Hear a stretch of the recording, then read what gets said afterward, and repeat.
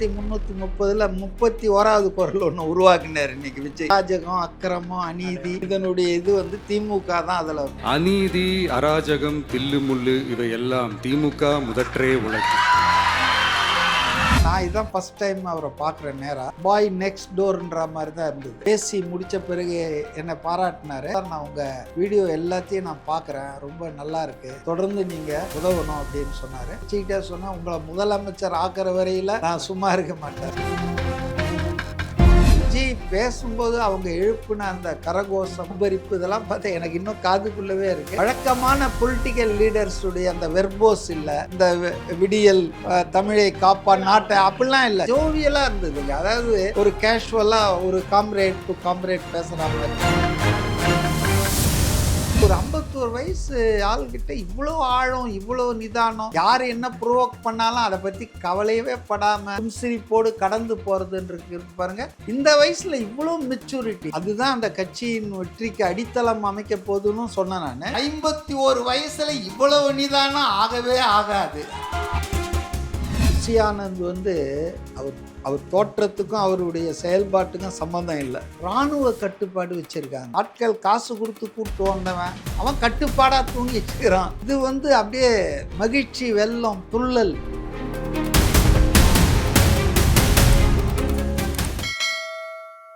வணக்கம். வணக்கம். அரசியல் விமர்சகராக இருந்த உங்களை தாவேகா தலைமையிலிருந்து உங்களுடைய 3வது ஆண்டு தொடக்க விழாவுக்கு அழைச்சிருந்தாங்க. நீங்களும் போய் பங்கேற்று மேடையில் நிறைய பேசிட்டு வந்திருக்கிறீங்க. நாங்களும் அதை லைவில் பார்த்தோம்.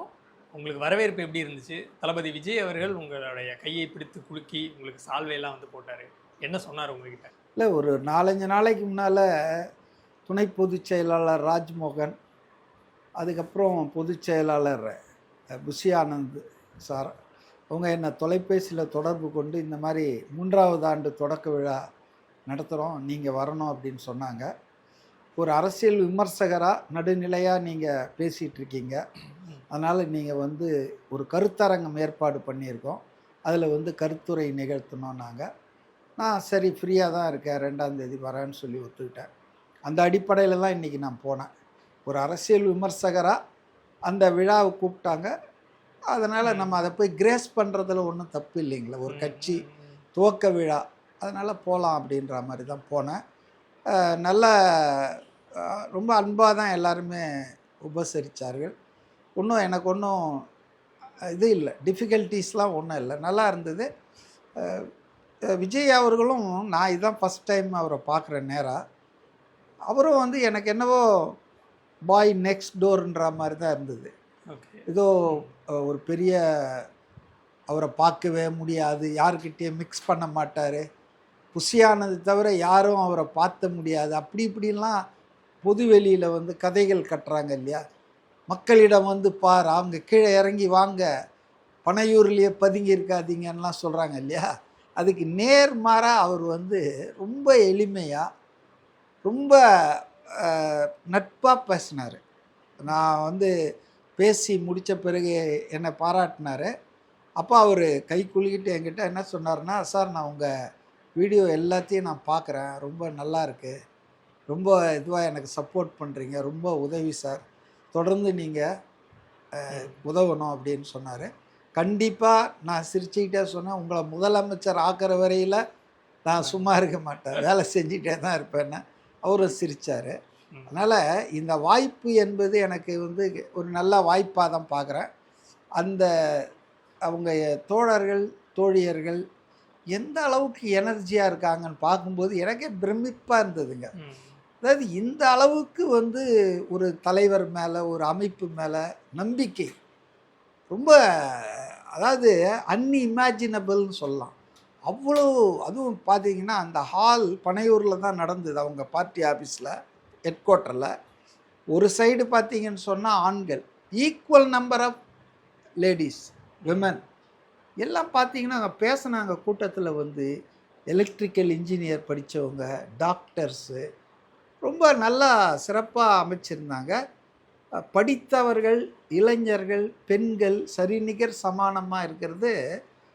ஒரு அரசியல் கட்சி வந்து இவ்வளவு எஜுகேட்டடாக, இவ்வளோ இன்ஃபார்ம்டாக இருக்குதுன்றது நமக்கு ரொம்ப சந்தோஷமாக இருக்குது. நமக்கு தெரிஞ்சதெல்லாம் அரசியல்னால் அப்படியே கும்பலாக வருவாங்க, ஏதாவது பணம் கொடுப்பாங்க, வாங்கி பாக்கெட்டில் போட்டு அப்படி ஸ்வீட் பாக்ஸ் வைப்பாங்க, அது மாதிரி தானே பார்த்துருக்கோம். இது வந்து ரொம்ப ஆர்கனைஸ்டாக இருந்தது. ஆனால் ரொம்ப, அதாவது விஜய் பேசும்போது அவங்க எழுப்புன அந்த கரகோஷம், ஆர்ப்பரிப்பு இதெல்லாம் பார்த்தா எனக்கு இன்னும் காதுக்குள்ளவே இருக்குது. எனர்ஜி ரொம்ப இதுவாக இருக்குது. நான் கூட இதெல்லாம் அனுபவிக்காமலே சொல்லியிருக்கேன் கற்பனையில். அவர்கிட்ட இருக்கிற கூட்டம் வந்து பெரும் இளைஞர் கூட்டம், ஓடுற பாம்பை பிடிக்குது. மற்ற கட்சிகள்கிட்ட அனுபவம் இருக்கலாம், ஆனால் எல்லாம் தளர்ந்து ரிட்டையர்டான கூட்டம். இது அனுபவம் இல்லைனாலும் இதுகிட்ட எனர்ஜி இருக்குது. தலைவரை முதலமைச்சர் பதவியில் உட்கார வைக்கணுன்ற ஆர்வம் இருக்குது. அதனால் இது வந்து பயங்கரமாக வேலை செய்யும் களத்தில் அப்படின்னு நான் சொல்லியிருக்கேன். அதை இன்றைக்கி அனுபவபூர்வமாக என்னால் உணர முடிஞ்சது. அவரும் ரொம்ப அருமையாக பேசினார்.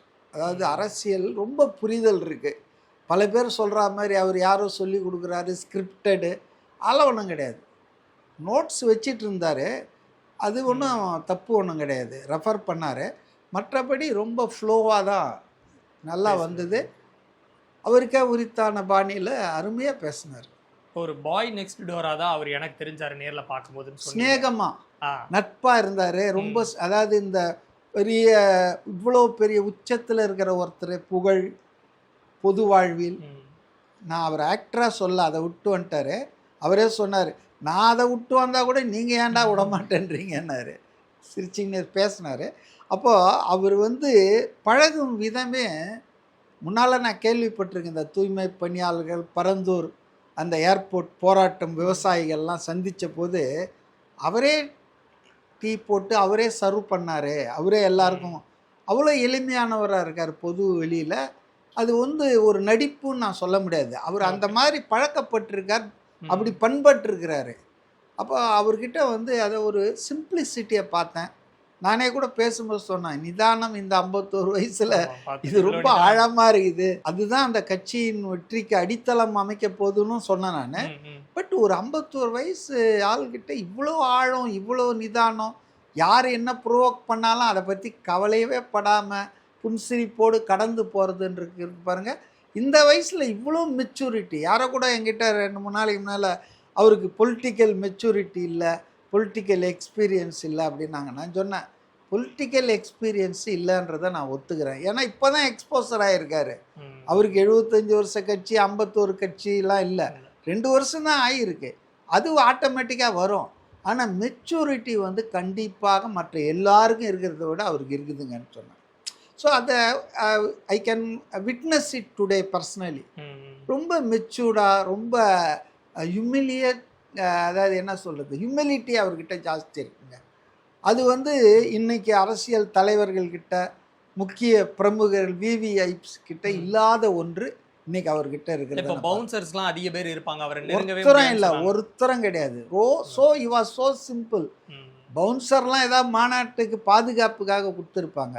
அவர் பாட்டுன்னு வந்தார், கொடியேற்றினார், தலைவர்களுக்கு மாலை போட்டார், டக்குன்னு உள்ளே நுழைஞ்சார். ஒன்றுமே அந்த மாதிரிலாம் ஒன்றுமே கிடையாது. இப்போ நீங்கள் வந்து பேச போகிறதுக்கு முன்னாடியே வந்து உங்களை அவர் கிரீட் பண்ணார். அப்போ ஏதாவது விஷயங்கள் உங்ககிட்ட சொன்னார்? இல்லை, அப்போ ஒன்றும் பேசலை, கை கொடுத்தாரு, கண்கள் பேசி கொண்டன. அதான் என்ன பேசுனீங்க? என்ன அவர் வந்து நீங்கள் எனக்கு என்னை பற்றி இப்போ பேசுகிறதெல்லாம் பார்த்துட்டு இருக்கேன்றதை அவர் கன்வே பண்ணுறாரு. நீங்களும் ஆமாம், நான் புரிஞ்சுக்கிட்டேன். பேசலை, பட் எல்லாம் நான் பேசி முடித்த பிறகு மேடையில் வந்து அவர் ஷால்வை போத்திட்டு பேசும்போது அப்போ கை குலுக்கிட்டு பேசிகிட்டு இருந்தார். சொன்னார், he shared his opinion. Plus நீங்கள் அது தவிர்த்து பொலிட்டிக்கலாக சில விஷயங்கள் பேசுனீங்களா? இப்போ ஒரு ஊடகங்கள் வந்து பயாஸ்டாக இருக்கிறாங்க எல்லாரும் அப்படின்னு சொன்னதாக இருக்கட்டும். அதுக்கப்புறம் வந்து இப்போ இவருடைய வாரியர்ஸ் இவர் கூட இருக்கிறாங்க, அவரோட வெற்றி பர்சன்டேஜ் எப்படி இருக்கும்னு பேசினேன். இந்த மாதிரியான பொலிட்டிக்கல் இதெல்லாம் வந்து நீங்கள் ஜென்ரலாக மற்ற இடங்களில் நம்ம என்ன பேசுகிறோமோ அதே போய் அங்கே ஸ்டேஜ்லேயும் பேசிடலாம் அப்படின்னு பேசுனீங்களா? இல்லை பிரத்யேகமாக வேறு ஏதாவது ப்ரிப்பேர் பண்ணிட்டு போகணும், விஜய் சார் முன்னாடி பேச போகிறோம் அதுக்காக எதுவும்? அப்படிலாம் ஒன்றும் கிடையாதுங்க. நான் வந்து தாவேக்காவுடைய ஆதரவாளராகவோ கட்சிக்காரரோ அந்த மேடையில் போகல. நான் வந்து அரசியல் விமர்சகராக போகிறேன். ஒரு அரசியல் விமர்சகர் எந்த மேடையிலையுமே அவர் அரசியலை விமர்சனம் பண்ணுறது தானே வேலை. அப்போ அதனால் அதுக்காக பிரத்யேக தயாரிப்புலாம் ஒன்றும் இல்லை. அஃப்கோர்ஸ் நேற்று இரவு எனக்கு வந்து இந்த ஒரு மலையாள சேனலில் ஒப்பீனியன் போல் எடுத்திருந்தாங்க. ஒரு 1,28,000 பேர்கிட்ட சாம்பிள் எடுத்து மிக விரிவாக எல்லா சோஷியல் செக்ஷன்ஸ், அதே போல் வந்து 234 தொகுதியிலையும் எடுத்திருக்காங்க தமிழ்நாட்டில். இப்போ அது பார்த்தேன் நான், அதை நான் ஷேர் பண்ணிட்டேன். அதில் வந்து ரொம்ப நேரோவாக தான் இருக்குது. ஃபஸ்ட் அண்ட் செகண்டுக்கு டிஎம்கேக்கும் டிவிகேவுக்கும் ரொம்ப நேரோவாக தான் இருக்குது. அதே போல் வந்து சீஃப் மினிஸ்டர் யாருன்றதுலேயும் வெரி நேரோ பர்சன்டே தான் இருக்குது. அதுவும் இன்னும் 2 மாதம் இருக்குது தேர்தலுக்கு. And every day is increasing is popularity. விஜயின் போது விஜய் நம்பர் 1 ஆகிறதுக்கு வந்து எல்லா விதமான வாய்ப்புகளும் இருக்கிறதா தான் நான் நினைக்கிறேன். அதில் முக்கியமான ஒரு தகவல் நான் என்ன சொன்னேன்னா, இப்போ சீஃப் மினிஸ்டரில் கூட பார்த்தீங்கன்னா இவ்வளோ 75 வருஷ கட்சி, இப்போ 4.25 வருஷம் முதலமைச்சர், ஒரு 5 வருஷம் துணை முதலமைச்சர், இப்படி இருக்கிற ஸ்டாலினுக்கும் விஜய்க்கும் ஒரே ஒரு பர்சன் மழீர் இடையில தான் வித்தியாசம் இருக்குங்க ஆச்சுங்களா. ஆனால் எடப்பாடி பழனிசாமிக்கும் விஜய்க்கும் ரொம்ப தூரம் 15-20% வித்தியாசம் இருக்குங்க. விஜய் அவ்வளவு தூரம் முன்னாடி இருக்காரு. நம்பர் 1க்கும் 2க்கும் கேப் ரொம்ப கம்மியாக இருக்குது. 3வது இருக்கிற ஆளுக்கு ரொம்ப கேப், டிஸ்டன்ட் தேர்டுன்னுவாங்க ஆங்கிலத்தில், ரொம்ப கேப் இருக்குது. அதே போல் நான் ரொம்ப எதிர்பார்த்தேன், பட்டத்து இளவரசர் அடுத்து நம்ம தான் அப்பாவுக்கு அப்புறம் நினச்சிட்டு இருக்கார். அவர் எங்கே இருக்காருன்னு பார்த்தா அவர் ஏதோ 9வது 10வது இடத்துல இருக்கிறார். சீமானுக்கு கீழே கமலஹாசன், அண்ணாமலை. தனிப்பட்ட முறையில் மக்கள் வந்து முதலமைச்சராக யாரை பார்க்குறாங்கன்றதுல பார்த்தீங்கன்னா 2 பேரை தான் பார்க்குறாங்க. அதாவது மு.க. ஸ்டாலின் அண்ட் விஜய். இவங்க 2 பேருக்குள்ள தான் போட்டி இருக்குது. கட்சின்ற முறையிலையும் பார்த்தீங்கன்னா விஜய் ஒரு 6-7 மாதத்துக்கு முன்னாலே சொல்லிட்டாரு, the fight is between DMK and TVK. அதுதான் இந்த ஒப்பீனியன் போல்லையும் எதிரொலிச்சிருக்கு. இவங்கெல்லாம் டிஸ்டன்ட் தேர்டில் தான் இருக்காங்க, நம்ம பழனிசாமி, ஏடிஎம்கே எல்லாம். இன்னைக்கு விஜய் அவர்களுடைய ஸ்பீச்சுமே வந்து மற்ற நாட்களை கம்பேர் பண்ணும்போது ரொம்ப ஜோவியலா, கேஷுவலா வந்து இப்போ ஒரு ஃப்ரெண்ட்ஸ் கிட்ட பேசுற மாதிரி, ஒரு கேதரிங்ல பேசுற மாதிரி ரொம்ப கேஷுவலா பேசுறாரு. வழக்கமான பொலிட்டிக்கல் லீடர்ஸுடைய அந்த வெர்போஸ் இல்லை, வழக்கமான அந்த ஜாம்பூரிஸ் பேசுவாங்கல்ல, ஜார்கன்ஸ், இந்த விடியல் தமிழை காப்பான் நாட்டை, அப்படிலாம் இல்லை, ரொம்ப ஃப்ரெண்ட்லியா இருந்தார். விஜய் அவர்களுடைய ப்ரீவியஸ் ஸ்பீச்சை விடையே இன்னைக்கு டிஃப்ரெண்டா இருந்துச்சு. நீங்க அக்ரெசிவா இல்லை, யூ ஆர் கரெக்ட். அதாவது ஒரு பெரிய ஆவேசம், கோவம்லாம் இல்லை, ரொம்ப ஃப்ரெண்ட்லியா ஒரு சிட் சாட் மாதிரி தான் பேசினாரு. நிறைய சிரிப்பு இருந்துச்சு. ஒரு திருக்குறள்லாம் வேற சொன்னாரு. அதெல்லாம் நீங்க எந்த அளவுக்கு என்ஜாய் பண்ணீங்க, எக்ஸ்பெக்ட் பண்ணீங்க? அது ரொம்ப சூப்பர். அதை வந்து எல்லாரும் ரொம்ப விரும்பி ஒன்ஸ் மோர்னு 2-3 வாட்டி கேட்டாங்க. அகர முதல எழுத்தெல்லாம் ஆதி பகவன் முதற்றே உலகுன்றது அந்த தான் ஃபஸ்ட்டு குறள். அதை வந்து அவர் 1330 31வது குறள் ஒன்று உருவாக்குனார் இன்னைக்கு விஜய்.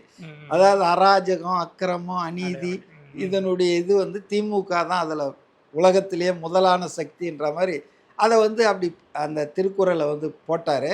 அது ரொம்ப எல்லாருமே ரொம்ப ரசித்தாங்க. அதை நிறைய பேர் வந்து ஒன்ஸ் மோர் அது அவரே 2-3 வாட்டி ஆயிடுச்சு போதும்பா அப்படின்ட்டாரு. அதனால் நல்லா ஜோவியலாக இருந்ததுங்க. அதாவது ஒரு காழ்ப்புணர்ச்சி, கோபம், ஆத்திரம், ஆவேசம், நவரசம்லாம் இல்லை, ரொம்ப ஒரு ஃப்ரெண்டு கிட்ட பேசுகிற மாதிரி, ஒரு கேஷுவலாக ஒரு காம்ரேட் டு காம்ரேட் பேசுகிற மாதிரி அப்படி தான் இருந்தது. நல்லா பேசினார். ஆனால் நுணுக்கமாக சில விஷயங்கள் பேசினார். அது நம்ம டீட்டெயில்டாக பேசணும். இப்போ அந்த ஃபங்க்ஷன் இருக்கு இல்லைங்களா, இப்போ நாங்கள் வந்து பார்க்குறோம் வெளியே என்னென்ன இருந்துச்சு, எத்தனை பேர் இருந்தாங்க, இதெல்லாம் காட்டுறாங்க. அதுக்கப்புறம் இது வந்து ஒரு க்ளோஸ்டு டோரில் நடந்த ஒரு மீட்டிங். இல்லை, ஒரு 500-600 பேர். இல்லை, அங்கே செலிப்ரேஷனாக அங்கே எப்படி இருந்துச்சு, எத்தனை பேர் இருந்தாங்க, என்னென்ன அரேஞ்ச்மெண்ட்ஸ் பண்ணியிருந்தாங்கிறது கேட்குறேன். இல்லை, அது வந்து ரொம்ப நல்லா இருந்ததுங்க. அதாவது அந்த பில்டிங்குள்ளே போகிறதுக்கு முன்னாலே வழி 2 பக்கமும் நல்ல அலங்காரங்கள் பண்ணி, அப்புறம் இசை வாத்தியங்கள் முழங்க, பல்வேறு வகையான இசைக்கருவிகளோடு ஒரு 500 மீட்ரு, 1/2 கிலோமீட்டருக்கு 2 பக்கமும் நின்றுட்டு எல்லாம் வாசிச்சிட்டு இருந்தாங்க. ரொம்ப ஒரு அதாவது ராஜ்மோகன் அவங்க துணை பொதுச் செயலாளர் சொன்ன மாதிரி, நேற்று தான் தமிழ்நாட்டில் தைப்பூசம், தாவேக்காவுக்கு இன்றைக்கும் தைப்பூசம்னு சொன்னார். அது மாதிரி ஒரு ரொம்ப மகிழ்ச்சி கடலில் எல்லாருமே இருந்தாங்க. எல்லாருமே ரொம்ப ரொம்ப ஆரவாரமாக ரொம்ப அதாவது ஒரு காலேஜில் போயிட்டு காலேஜ் ஆடிட்டோரியத்தில் ஒரு கல்ச்சுரல் நடந்தால் எப்படி அப்படியே பயங்கரமாக இளமை துள்ளல் இருக்கும், அந்த மாதிரி ஐ ஃபெல்ட். அந்த அளவுக்கு அப்படியே பிரிம்மிங் வித் ஹாப்பினஸ் தான். ஆனால் இப்போ இதே தாவேக்காவுக்கு வரக்கூடிய க்ரௌடை தான் வந்து நிறைய பேர் விமர்சனம் பண்ணாங்க. ஒரு கட்டுப்பாடு இல்லாமல் இருக்கிறாங்க, ஒரு கட்டுப்பாடற்ற க்ரௌடாக இருக்குது, டிரான்ஸ்ஃபார்மர் மேலே ஏறுறாங்க, அங்கே ஏறுறாங்க, இங்கே ஏறுறாங்கன்னு. பட் இன்னைக்கு நடந்த ஃபங்க்ஷன் எப்படி இருந்துச்சு? அந்த மாதிரி அத்துமீறல்கள் இருந்துச்சா? இல்லை யார் யார் அந்த இடத்துக்குள்ள அலோடோ அவங்க மட்டும் தான் கரெக்டாக போனாங்களா? அந்த அரேஞ்ச்மெண்ட்ஸ்லாம் எப்படி இருந்துச்சு? இல்லை, அதெல்லாம் ரொம்ப பக்காவாக இருந்தாங்க. அதாவது சொல்லணும்னா புஷி ஆனந்த் வந்து அவர் அவர் தோற்றத்துக்கும் அவருடைய செயல்பாட்டுக்கும் சம்மந்தம் இல்லை. தோற்றத்தை பார்த்தா ஒரு அப்பாவி கிராமத்தா மாதிரி தெரியுது. ஆனால் இராணுவ கட்டுப்பாடு வச்சுருக்காங்க. ஓகே. அதாவது வந்து மோஸ்ட் டிசிப்ளின்டு சோல்ஜர்ஸ் மாதிரி அவரும் அவரை சுற்றி இருக்கிறவங்களும் இருக்காங்க. எல்லாமே கரெக்டாக கணக்கச்சிதமாக 10 நிமிஷம்னா எனக்கு 10 நிமிஷம், அவ்வளோதான். இந்த நீட்டி முழக்கி வந்து பேசிகிட்டு இருக்கிறது, அடுத்தவன் கொட்டாய் விட்டுற அளவுக்கு தூங்குற அளவுக்கு மோடி பேசிகிட்டு இருக்கும்போது மதுராந்தகத்தில் கரெக்டாக மொட்டை வெயிலில் சாப்பிட்டுட்டு உண்ட மயக்கும் தொண்டனுக்கும் உண்டு இல்லையா, அவர் பாட்டுன்னு பேசிகிட்டு இருக்காரு ஹிந்தியில், இவங்க பாட்டுன்னு இங்கே தூங்கிட்டு இருக்காங்க. அந்த மாதிரி கூட்டம் இல்லை இது. இந்த தேசிய ஜனநாயக கூட்டணி தேர்தல் பிரச்சாரத்தை பார்த்துட்டு இதை பார்த்தா இது வந்து அப்படியே மகிழ்ச்சி வெள்ளம் துள்ளல் இளமை துள்ளலாக இருக்குது. இது பெய்டு தானே, ஆட்கள் காசு கொடுத்து கூப்பிட்டு வந்தவன் அவன் கட்டுப்பாடாக தூங்கிட்டு இருக்கிறான். உட்காந்த இடத்துல சேரை விட்டு எழுந்துக்க முடியாது, இருந்தால் தான் காசு கிடைக்கும், கடைசி வரைக்கும் உட்காந்துருந்தா. ஸோ இதை தான் இவங்கெல்லாம் கட்டுப்பாடுன்றாங்க. அது வந்து இளைஞர்கள் இருக்கிற இடத்துல வந்துங்க அப்படி தாங்க இருக்கும். நம்ம பிள்ளைங்களை நம்ம பார்க்குறோம்ல, அது யூத், அது அப்படி தான் இருக்கும்.